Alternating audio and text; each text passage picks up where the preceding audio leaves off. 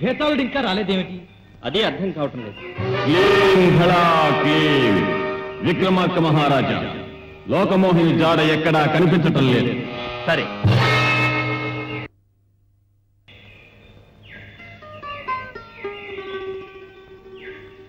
లోకమోహిని ఏమైంది మహారాజా? ఎవరు నువ్వు? నేను మణిమంజర్ అనే గంధర్వ కన్యను. లోకమోహిని నాకు ప్రాణసఖి.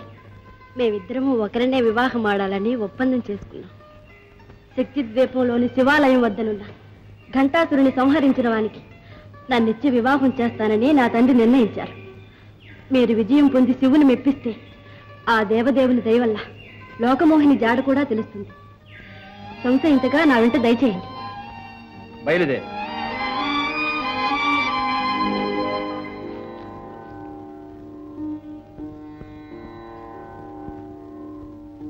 మహారాజా, అదిగో ఆ గంట మ్రోగించగానే ఘంటాసురుడనే రాక్షసుడు వచ్చి మాయా రూపంలో ఆకాశ మార్గంలోకి ఎగరవేసుకుపోగలడు. ఆ కనిపించే విషపు నీటి కొలంలో పడవేసి చంపగలడు.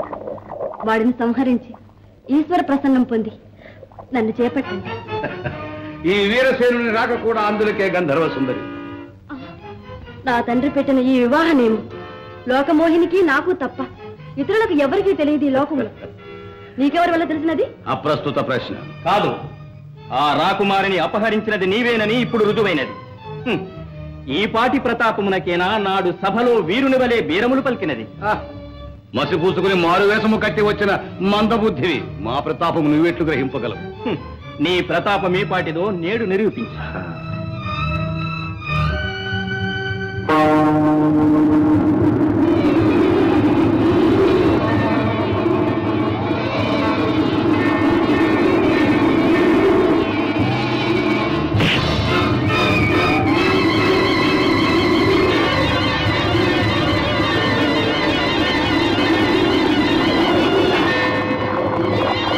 జై శాంభవి.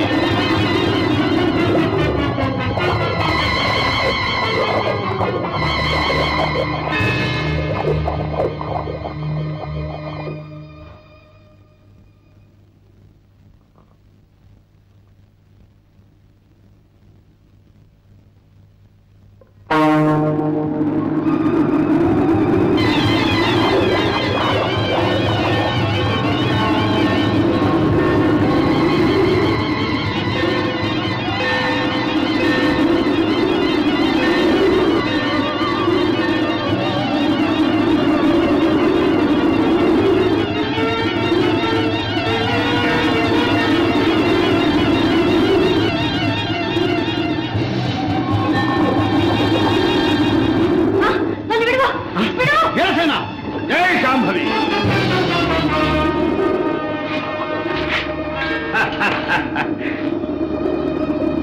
ఆకాశ భైరవ,